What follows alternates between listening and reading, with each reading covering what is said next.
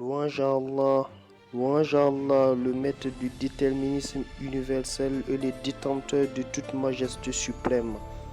Puisse-t-il accorder l'abondance de sa grâce et de sa miséricorde à l'ensemble des prophètes et messagers, alayhimus salatu wassalam, y compris le prophète Muhammad sallallahu alayhi wa sallam. La dernière brique venue apporter à l'édifice prophétique sa forme et dimension entière, afin d'aider l'humanité assombrie à sortir des ténèbres de l'obscurantisme spirituel. Grâce et miséricorde divine soient sur ses épouses vertueuses, ses compagnons éclairés et tous ceux qui l'ont suivi sur la voie de la rectitude morale. Chers frères et sœurs, aujourd'hui nous verrons la conversion d'Abu Dharr Ghifari radiyallahu anhu. Abu Dharr Ghifari radiyallahu ta'ala anhu est très célèbre parmi les compagnons radiyallahu ta'ala anhum ajma'in pour sa piété et sa connaissance. Sayyidina Ali radiyallahu ta'ala anhu avait l'habitude de dire à son sujet: Abu Dharr est détenteur d'un tel savoir que nul autre n'est capable d'acquérir. Lorsque, pour la première fois, il reçut la nouvelle de la mission du prophète sallallahu alayhi wa sallam, il envoya son frère à la Mecque pour se renseigner au sujet de cet homme, proclamant avoir reçu des révélations divines et écouter attentivement ses paroles. Celui-ci revint avec les informations requises.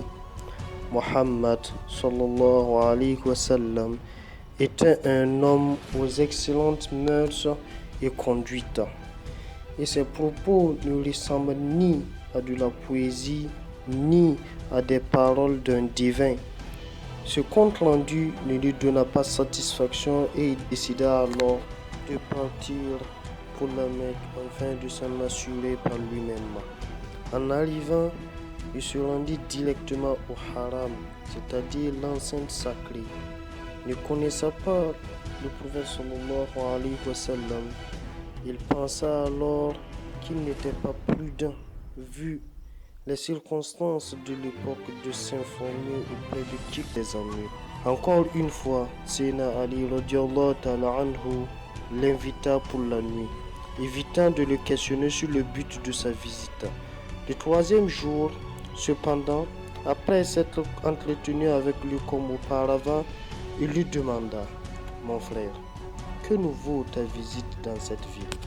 Avant de répondre, Abu Dharr radiyallahu ta'ala anhu lui fit promettre de dire la vérité et ensuite, le questionnant au sujet de Muhammad sallallahu alayhi wa sallam, Ali radiyallahu ta'ala anhu lui répondit: Il est véritablement le prophète d'Allah sallallahu alayhi wa sallam.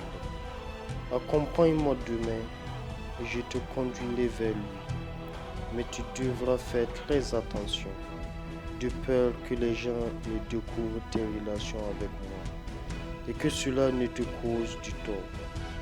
Si jamais je pressens un danger, alors je m'écarterai, sous prétexte de satisfaire un besoin ou d'ajuster mes sandales, et toi, tu continueras d'avancer sans t'arrêter, afin que les gens ne se doutent pas que nous sommes ensemble.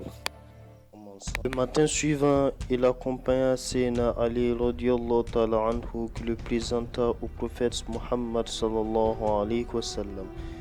Dès cette première rencontre, Abu Dharr radiyallahu ta'ala anhu embrassa l'islam.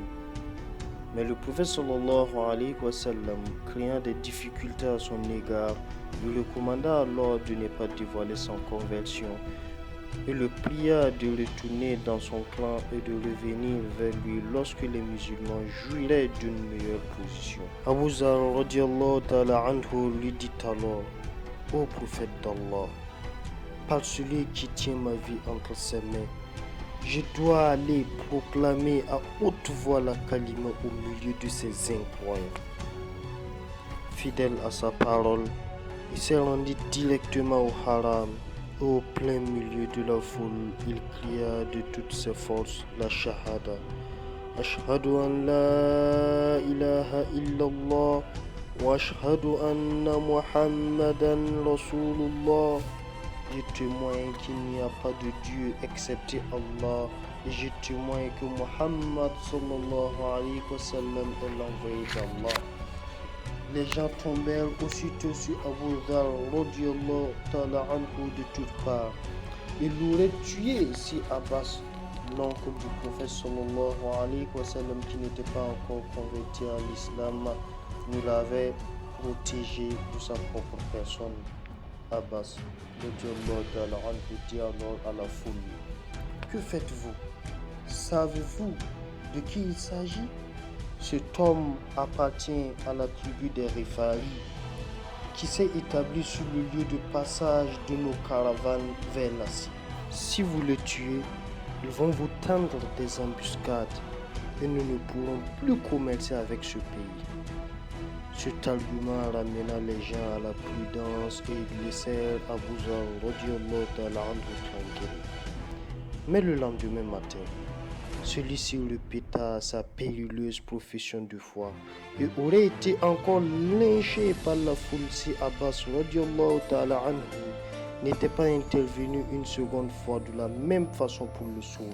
En fait, le prophète sallallahu alayhi wa sallam lui-même dut subir toutes sortes d'épreuves en prêchant l'islam. Abu Zar radiyallahu ta'ala anhu pensa donc qu'il était mieux de suivre son exemple plutôt que de choisir la voie de la facilité pour éviter ce danger.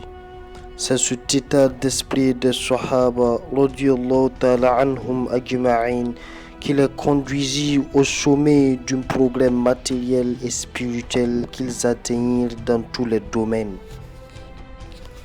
Lorsqu'une personne récitait la kalima et entrait au sein de l'islam, aucune force, je dis bien aucune force sur terre ne pouvait la faire revenir sur ses pas. Aucune preuve ou oppression ne pouvait l'empêcher de propager la vérité. Sur ce, je vous dis à la prochaine vidéo, Inch'Allah, sur la vie d'Abu Dhar al-Ghifari radiyallahu ta'ala anhu. Abonnez-vous massivement à la chaîne, likez, partagez pour ne rater aucune de nos prochaines publications.